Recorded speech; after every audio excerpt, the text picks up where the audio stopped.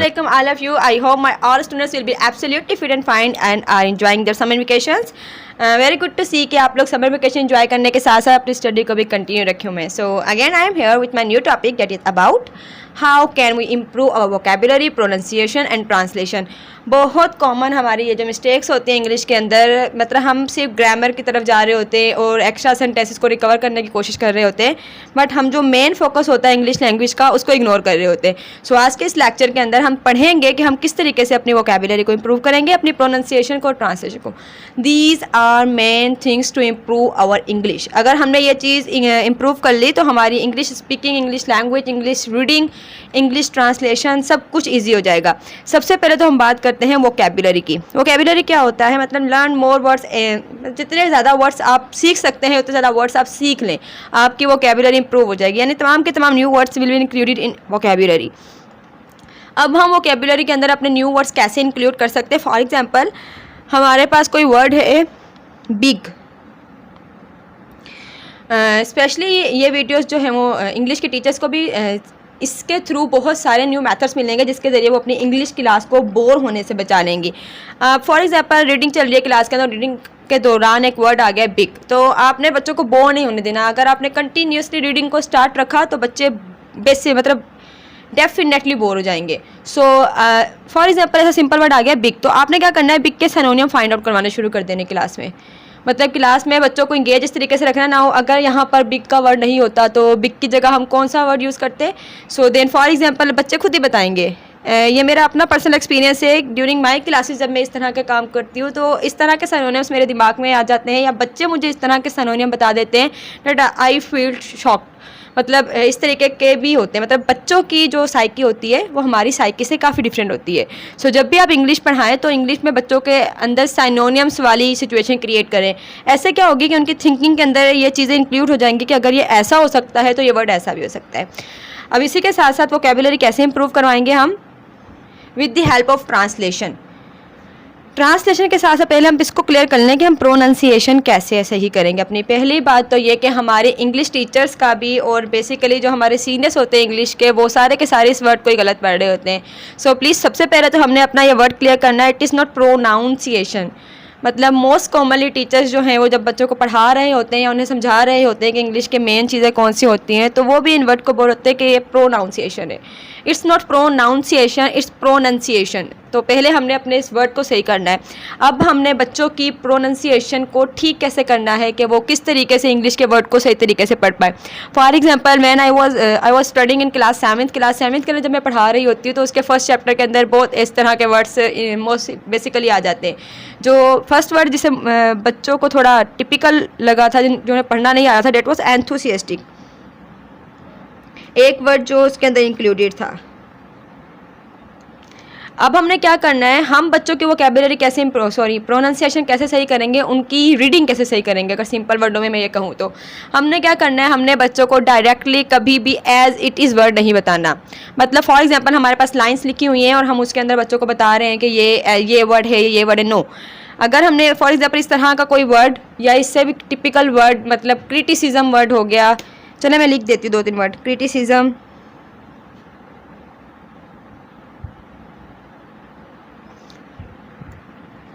Awareness,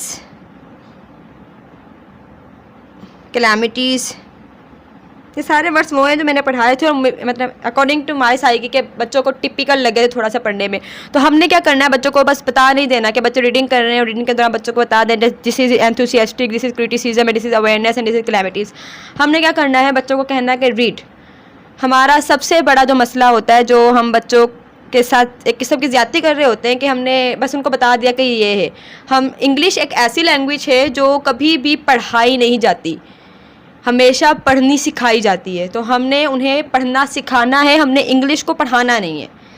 ठीक है. तो इसी तरीके से आप बच्चों को लेटर इनके कट आउट करें, इनको पीसेस में डिवाइड करें इन वर्ड्स को, जिसे हम सिंपली होता है. ठीक है. तो इन पीसेस में डिवाइड करके एक बार बच्चे को खुद ट्राई करें, second time, third time, fourth time, and definitely वो आपको रिस्पॉन्ड करेंगे. वो ऐसा नहीं होगा कि फेल हो जाएंगे. इसी तरीके से क्रिटिसिज्म वर्ड हो गया, अवेयरनेस, क्लाइमेटीज, ऐसे जिस तरह के भी वर्ड आते हैं जो बच्चों को थोड़े से पढ़ने में टिपिकल लगते हैं उसे कट ऑफ करें. कट ऑफ करके उनको बच्चे को थोड़ा थोड़ा कर उस पूरे वर्ड की तरफ लेके आए. ठीक है। इससे क्या होगा कि आपको एक बार, दो बार, तीसरी बार वो बच्चा खुद ही उसके रिदम में आ जाएगा, आपको ट्राई करने की, बार बार उसको बताने की ज़रूरत नहीं पड़ेगी। बट फर्स्ट टाइम ही अगर आपने बच्चे को ये बता दिया कि ये वर्ड है, तो अब वो बच्चा आपके ये इसी पर लग जाएगा कि अब मैंने अगर गलत कर दिया तो टीचर सही कर देंगी और टीचर ही मुझे बता देंगी, और फिर वो वर्ड भूल जाएगा, थर्ड टाइम फिर वो वर्ड भूल जाएगा। लेकिन जब उसकी अपनी थिंकिंग उस वर्ड को क्रिएट करना सीख जाएगी कि ये वर्ड लिखा हुआ है, तो वो सारे वर्ड आहिस्ता आहिस्ता पढ़ना शुरू कर देगा। तो इस तरीके से हम बच्चों की प्रोनाउंसिएशन अच्छी कर सकते हैं। वोकैबुलरी इंप्रूवमेंट का सबसे बेस्ट तरीका क्या है कि हमने इस तरह के कोई भी वर्ड देखे, कोई एडजेक्टिव्स देख लिए, तो हमने बच्चों को क्या करना है, उसके सिनोनिम्स आइडेंटिफाई करने पर लगा देना है। सिनोनिम्स के बाद हमने क्या करना है, उनके एंटोनिम्स आइडेंटिफाई करने पर लगा देना है। इससे क्या होगा, हमारी क्लास एक तो बोर होने से बच जाएगी, सेकंड बच्चों के अंदर न्यू वर्ड्स आ जाएंगे, फिर उन्हें याद करने की ज़रूरत नहीं पड़ेगी, हमें उन्हें कॉपीज़ पर लिखवाने की ज़रूरत नहीं पड़ेगी। उनका दिमाग ऑलरेडी इस चीज़ को एक्सेप्ट करने लग जाएगा और वो इस चीज़ की तरफ आ जाएंगे। अब जो है वो ट्रांसलेशन की तरफ आते हैं, ठीक है।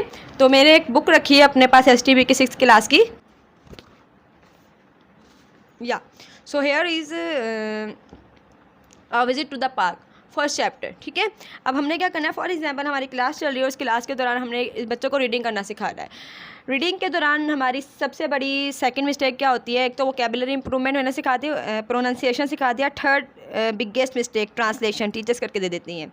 हमारे लोकल एरियाज़ के अंदर मोस्टली ऐसा ही होता है कि सिंपल इंग्लिश लैंग्वेज की क्लासेस हमारे यहाँ पे ऐसी चल रही हैं कि फॉर एग्जांपल एक लाइन पढ़ी है और इस लाइन की ट्रांसलेशन करके जो है वो दे दी गई है। ऐसा हमने नहीं करना। अगर हम ऐसा करेंगे तो मतलब हम इंग्लिश पढ़ाने में फ़ेल हो जाएंगे। फ़ेल क्यों हो जाएंगे? क्योंकि बच्चों को हमने इस चीज़ की आदत डाल दी। मैंने पहले कहा कि इंग्लिश पढ़ानी नहीं है, इंग्लिश पढ़नी सिखानी है। सिर्फ नॉट ओनली इंग्लिश बट हम कोई भी लैंग्वेज जब सिखा रहे होते हैं ना, तो इसी तरीके से सिखानी है। अब फॉर एग्जांपल एक लाइन से आपने बच्चों को पढ़ा दी, one bright sunny morning Hamza and Abdullah decide to go their neighbourhood park. अब इस पर टाइम लगेगा, लेकिन एक्यूरेट मेथड ये है कि इससे बच्चा 100% सीख जाएगा। अब हमने एक्चुअली में बच्चों को नहीं सिखा देना कि एक दिन क्या हुआ कि हमजा और अब्दुल्ला ने डिसाइड किया कि वो मोहल्ले वाली पार्क में जाएंगे, इस तरीके से नहीं। हमने ये उनके सामने लाइन रख दी, हमने हर वर्ड की मीनिंग उनके साथ डिस्कस कर देनी है। मोस्टली वर्ड्स की मीनिंग बच्चों को ऑलरेडी आ रही होगी, और जो टिपिकल वर्ड्स है एज लाइक नेबरहुड हो गया, या सनी मॉर्निंग हो गया, या डिसाइड और गो हो गया, ये 4 और 5 वर्ड्स ऐसे होंगे इस लाइन के अंदर जिसकी मीनिंग हमने बतानी है। देन वो से टू द चिल्ड्रन, हम स्टूडेंट्स को बोलेंगे कि अब आप इसको ट्रांसलेट करो, ठीक है। जब हाँ वो खुद ट्रांसलेट करने की कोशिश करेंगे तो वो ऑलरेडी इनकी मीनिंग बना लेंगे, मतलब उनको याद करने की ज़रूरत नहीं पड़ेगी, उनको बाकायदा इसकी मीनिंग आएगी। फिर नेक्स्ट लाइन पर आ जाएं, फिर नेक्स्ट लाइन में जितने भी टिपिकल वर्ड्स हैं आप उनकी मीनिंग अपने स्टूडेंट्स को बताएं। उसकी मीनिंग बताने के बाद क्या होगा कि अब ऐसा करने से 3-4 फ़ायदे हैं। पहला फ़ायदा, जितने भी मुश्किल वर्ड होंगे उनकी प्रोनाउंसिएशन इंप्रूव होगी, क्योंकि जब आप वो वर्ड बोलेंगे ना बच्चों के सामने तो बच्चा उसको गैन कर लेगा, फिर उसको प्रोनाउंस करने की कोशिश करेगा, उसको बोलने की कोशिश करेगा। सेकेंडली, उस वर्ड की मीनिंग बच्चा हमेशा अपने पास सेव कर लेगा, अपने ब्रेन के अंदर, अपने दिमाग के अंदर। उन्हें पता है कि अब ये लाइन पढ़ी थी और इस लाइन में टीचर ने इस वर्ड की ये मीनिंग लगाई थी। बजाय इसके कि हम बच्चों को एक लंबी लिस्ट वोकैबुलरी की लिखवा के उन्हें याद करवाएं, ये मेथड करेंगे तो बच्चे जस्ट 5 मिनट्स के अंदर एक अच्छा खासा पैराग्राफ ट्रांसलेट करने के काबिल हो जाएंगे, ठीक है। मतलब हमने जितने वर्ड्स की मीनिंग बच्चों को लिखाई, बच्चों को वो वर्ड्स आ गए, उसकी मीनिंग आ गई, यानी बच्चों की वोकैबुलरी इंप्रूव हो गई, बच्चों ने उसको पढ़ने की कोशिश की तो बच्चों की प्रोनाउंसिएशन जो है वो अच्छी हो गई, और जब बच्चों ने उन्हें ट्रांसलेट करने की कोशिश की तो बच्चों की ट्रांसलेशन भी अच्छी हो गई। इंग्लिश ये 3 मेन बेसिक चीज़ें हैं जो एक स्टूडेंट को आ जाती है तो एक स्टूडेंट रिदम में आ जाता है, फिर वो इंग्लिश को पढ़ने के, समझने के, बोलने के काबिल हो जाता है। सो हमने भी इसी तरीके से अपने बच्चों की इंग्लिश इंप्रूव करनी है, मेरे बच्चों ने भी अपनी इंग्लिश इसी तरीके से इंप्रूव करनी है। और अब अपने अपने वोकेशन वर्क में करना क्या है, डेली का एक पैराग्राफ लेना है, टिपिकल वर्ड्स की मीनिंग आप लोगों ने बाकायदा निकालनी है, उसको ट्रांसलेट करने की कोशिश करनी है और अपनी ट्रांसलेशन हमारे साथ शेयर करेंगे, ठीक है। अगर इस तरीके से आप अपनी इंग्लिश को इम्प्रूव करेंगे, you will be better English speaker one day इंशाल्लाह। So good luck for your summer vacation इंशाल्लाह। जब आप ट्रांसलेशन करके बता देंगे तो मैं आपको नेक्स्ट टिप्स दूंगी अपनी इंग्लिश को बेस्ट करने के लिए। टिल देन अल्लाह हाफिज़।